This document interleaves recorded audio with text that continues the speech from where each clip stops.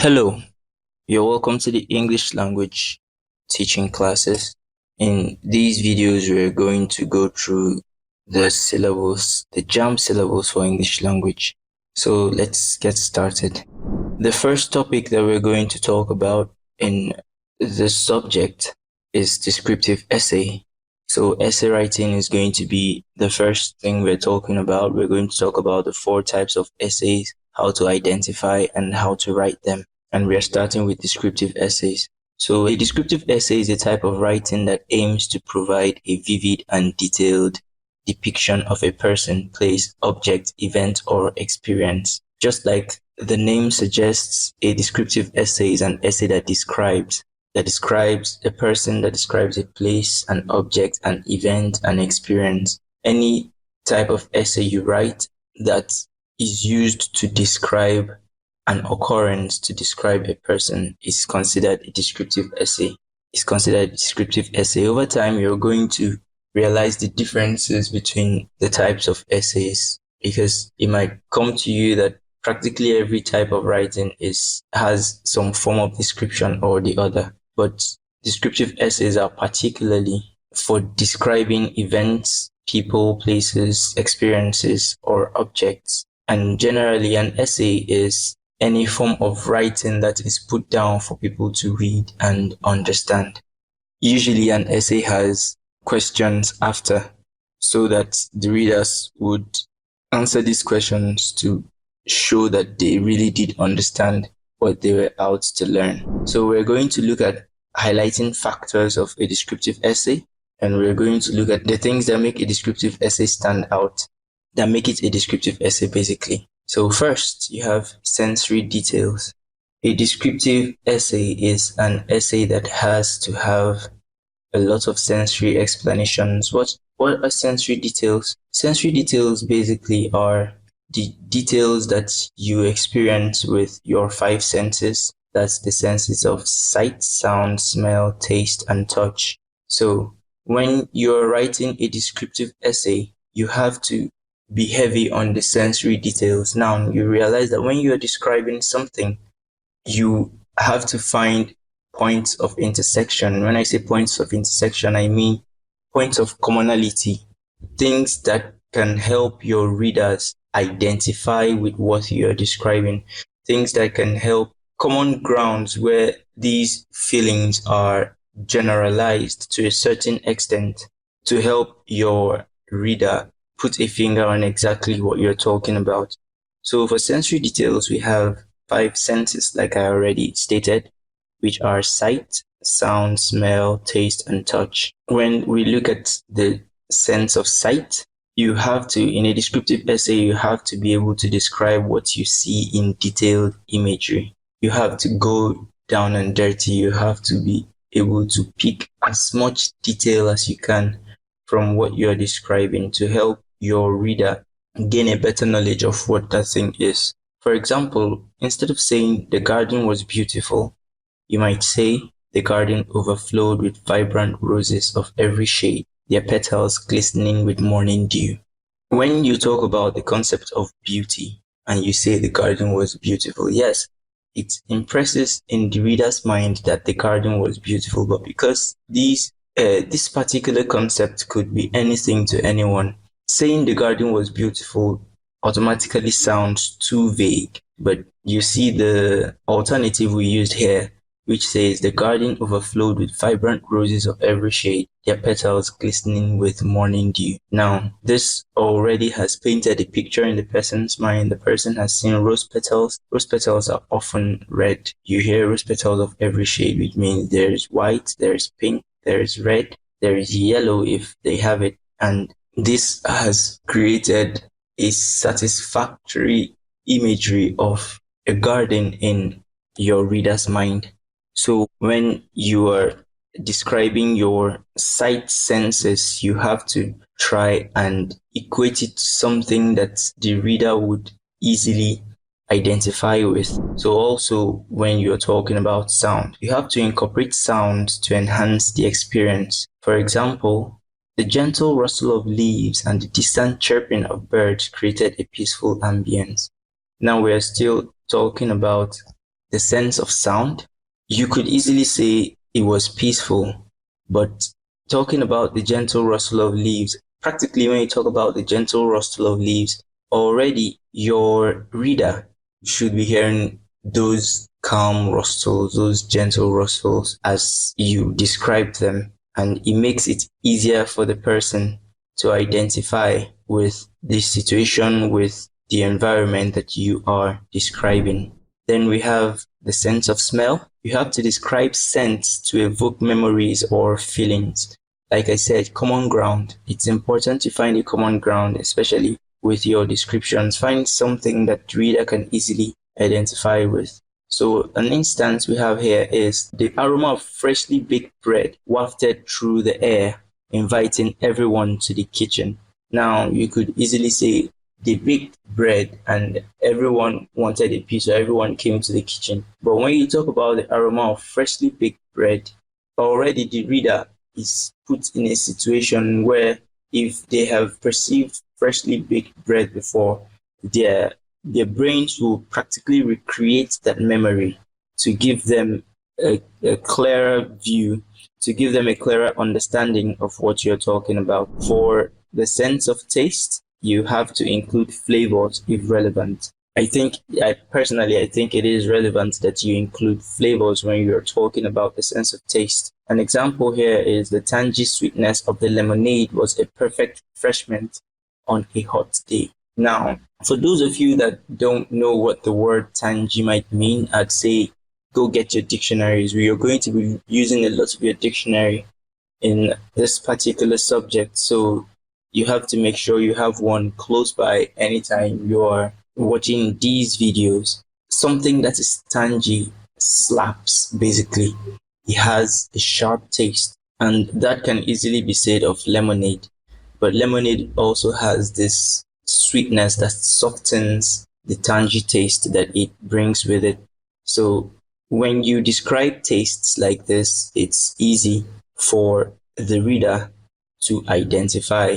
When the reader is reading that particular sentence, the brain would recreate such an experience if he or she has had such an experience, and it will be easier for them to identify with what you're talking about. And for the sense of touch, you have to mention textures and physical sensations. As an example here, you have the rough bark of the tree felt sturdy under my fingers. Now, we all know that a tree's bark is rough, but not everyone has really touched the bark of a tree.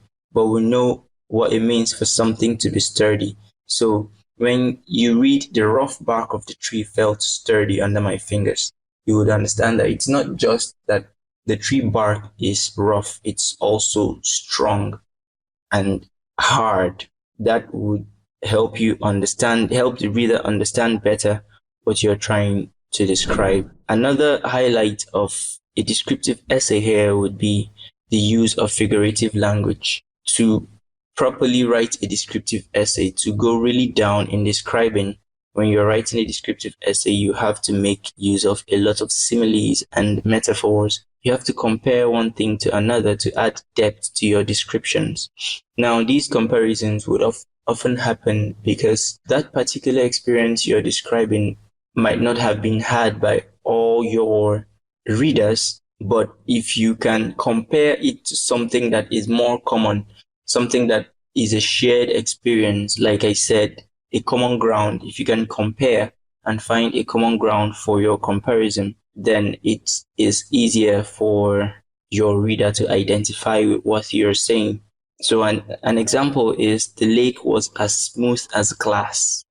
Even if not every reader has seen a lake, practically every reader has seen glass. So when you say the lake was as smooth as glass, it's easy for them to imagine a lake without any ripple. And if they're able to do that, you've successfully communicated, you've successfully passed the message of how calm that lake you're describing is. You could also say her smile was as a beacon of light in the dark room.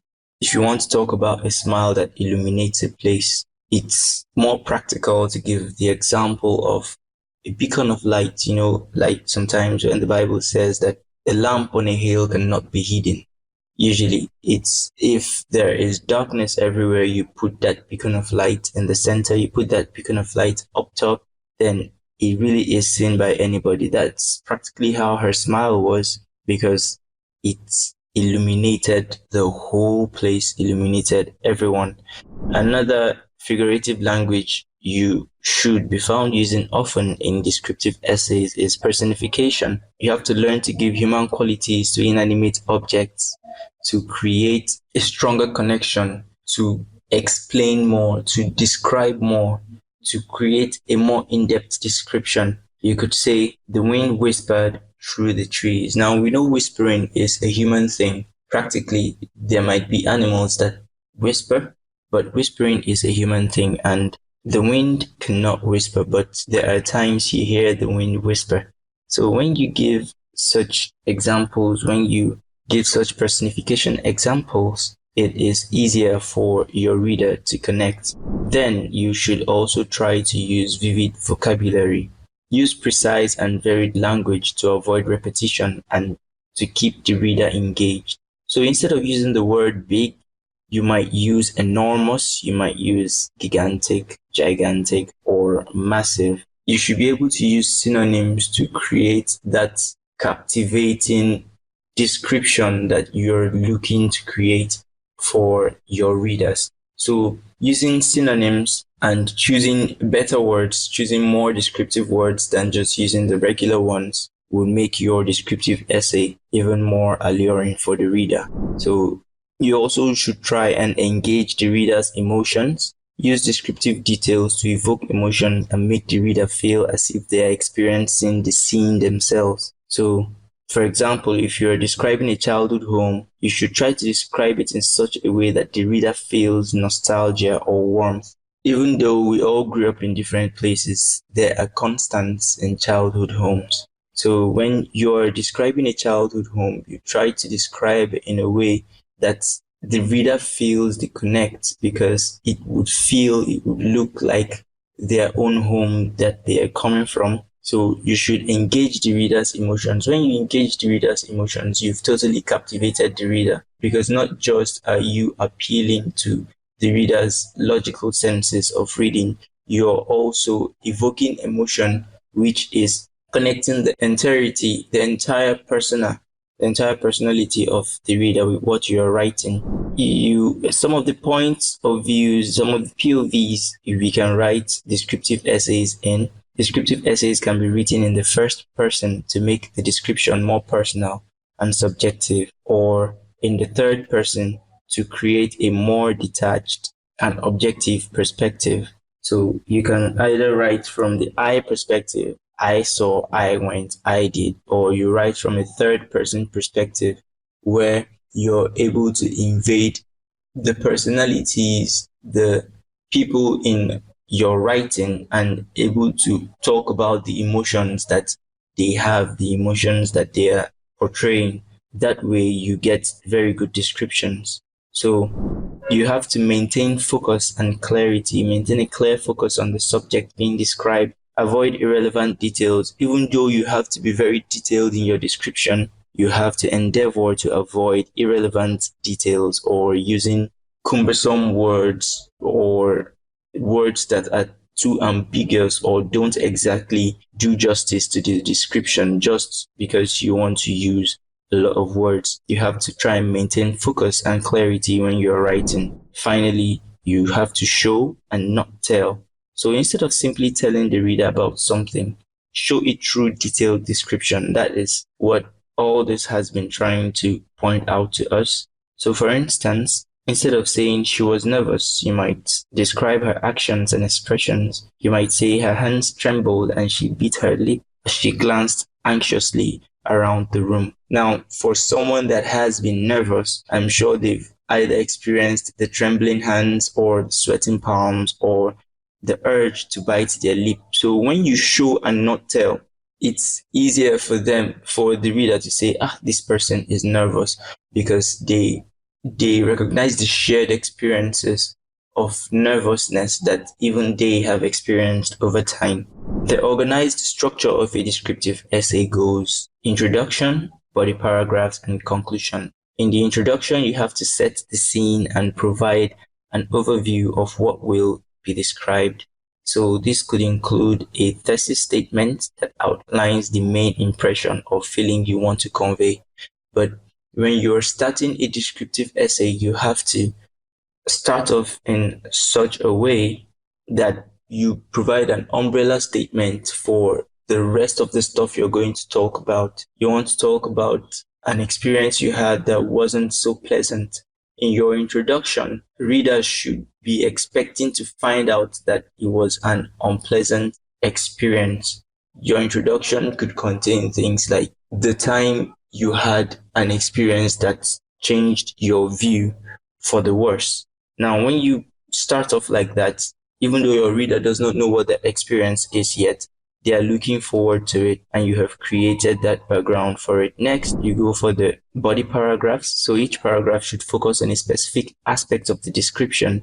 So for instance, if you're describing a beach, one paragraph might focus on the scenery, another on the sounds, and another on the activity. So basically, when you're writing your descriptive paragraphs, focus on the various senses. Do not try to mash them all together. Talk about sight and sound in the same paragraph. Just jumble everything together. No, make your descriptions in such a way that you describe step by step and guide the reader through so that any experience that you're helping them relieve, they can comfortably relieve that before going over to the next. Next, you have conclusion. So summarize the main points and reinforce the overall impression or feeling. The conclusion can also reflect on the significance or impact of the described subject. So after you are done with your description, you have hit your resolution and all that, you have to ensure that your conclusion ties everything together. Your conclusion ties everything together. The experience, the feeling you introduced, and then the experiences you described. Your conclusion should be able to bind all this together.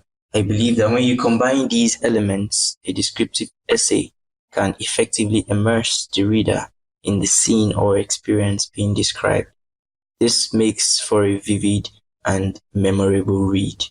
I hope you learned something from this video. Thank you.